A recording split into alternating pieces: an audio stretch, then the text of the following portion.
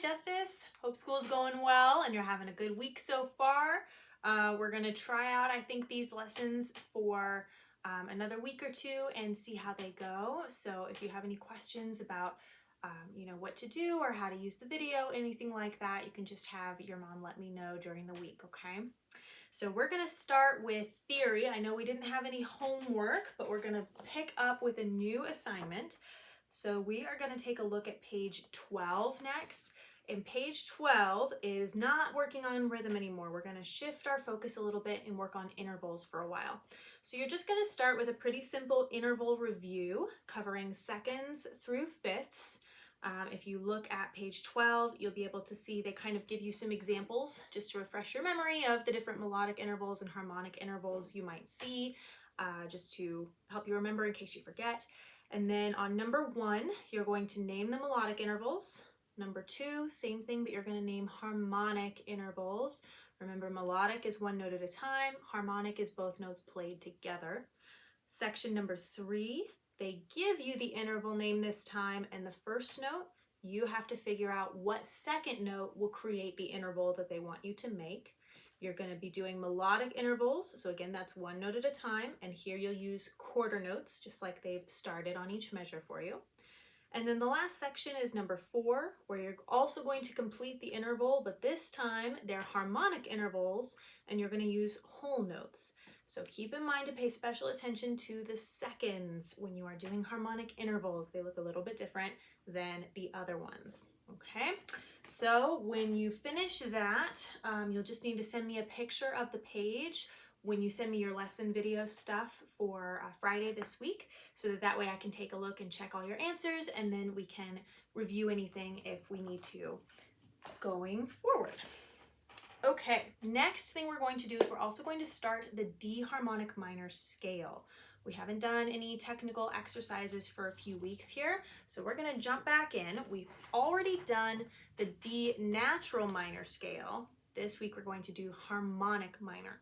So if you remember, the difference between natural and harmonic minor is that we are also going to raise the 7th note of the scale by a half step. So we take all the same notes from the natural minor scale, but we're going to have a second black key in this one. It's not going to be just the B flat like we had on natural minor. So this time, let me shift down here a little bit. This time, when you play your D minor scale, you're going to start like you normally would. So we have D, E, F, then we cross under to G, this is for right hand, A and B flat, so far all the same as before, but now we're going to play C sharp instead of C natural, right? And that's kind of what gives it a little bit more of that, almost like a Middle Eastern feel, kind of like Arabian Nights from Aladdin, right? Because we have this big gap here between these two notes, between the B flat and the C sharp. It also gives us a little bit of that tension if we're playing a song in D minor.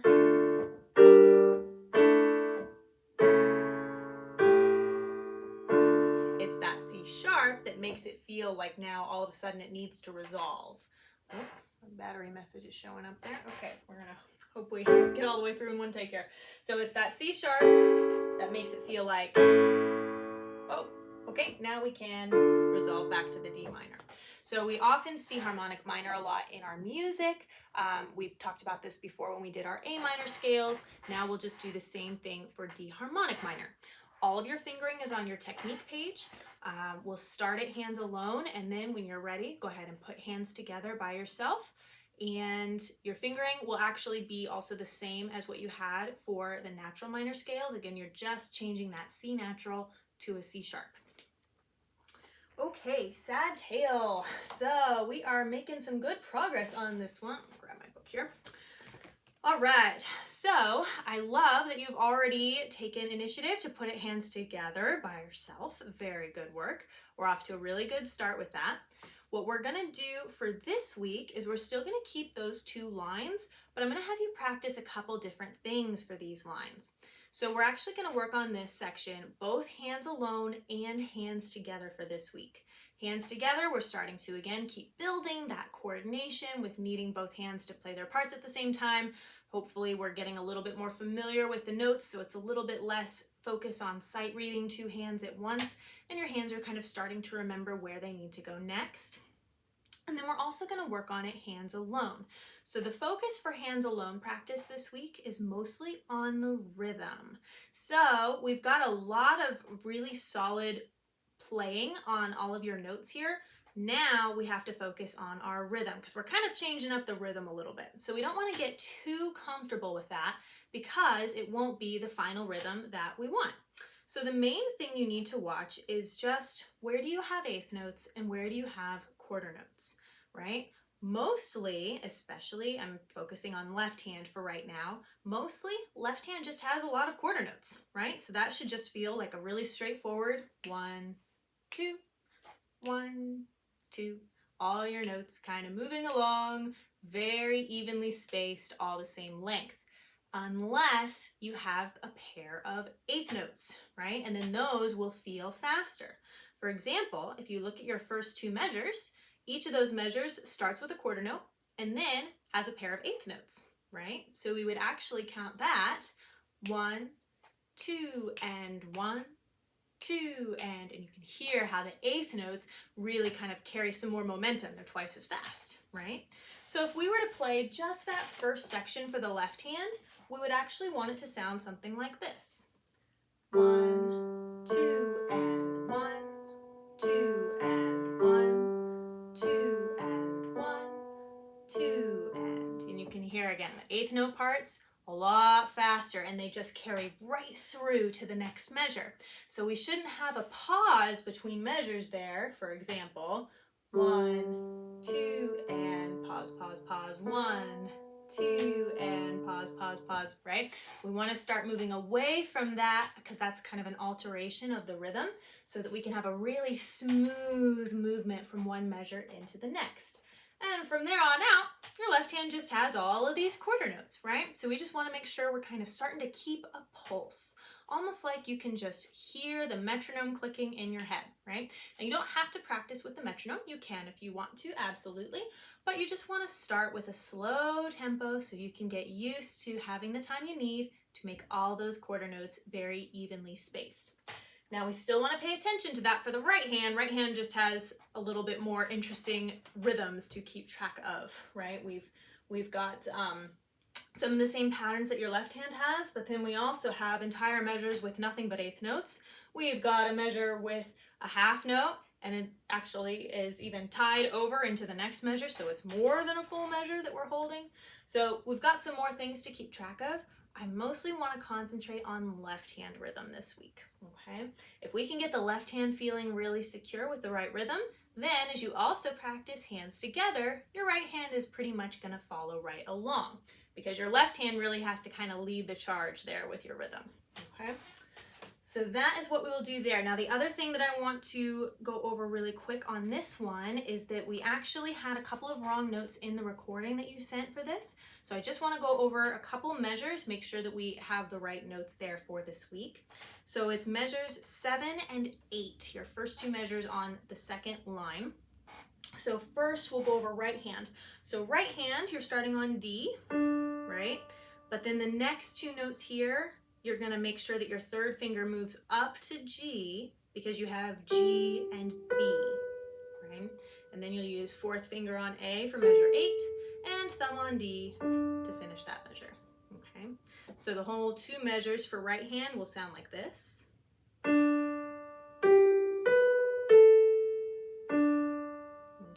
so just make sure we double check those this week, that we're having all the right notes in the practice.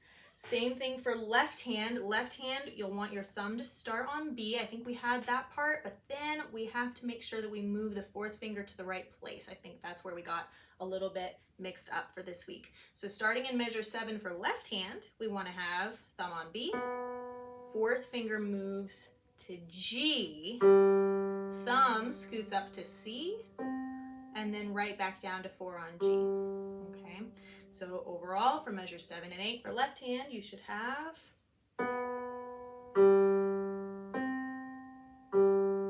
okay, and again, those really steady, even quarter notes there, right? So that looks like everything for this one. Again, great progress on that. If you can focus on those specific things in your practice this week, I think we're really going to move along quickly with this section here.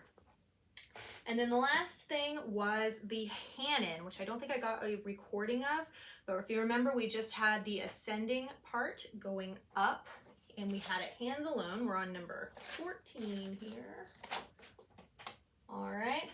So remember, that's your whole first two lines plus the first three measures of the third line. And then where you see those really skinny double bar lines there in the middle of the third line, that's where the pattern changes, right?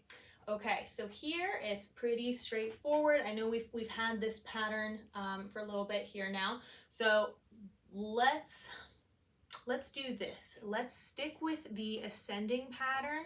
So again, just the first half, all of your stuff going up. And I want you, if you haven't been reviewing it, to review it for this week hands alone, and then see if you can put it hands together on your own before we record stuff for our next video lesson, okay? Let's see. You'll want to make sure that you double check your left hand fingering. Remember, you have to watch what your notes are doing as well as your finger numbers, right? So your last note of each measure for the left hand here uses the third finger, but remember, the third finger has to move for this note. You can't leave it where it was for the rest of the measure because it won't be on the right note, okay? Right hand is a little bit more straightforward. Each measure, your hand will be in one spot, and then when you start the new measure, that's where you'll make your shift. But you do have a finger change in the very last measure of this pattern for right hand, okay? So that's the only other thing you need to kind of look out for. Everything else should be pretty straightforward as far as reviewing hands alone and then putting it hands together, all right? Okay, I think that is everything. So like I said, if you run into any questions or concerns, you can just let me know.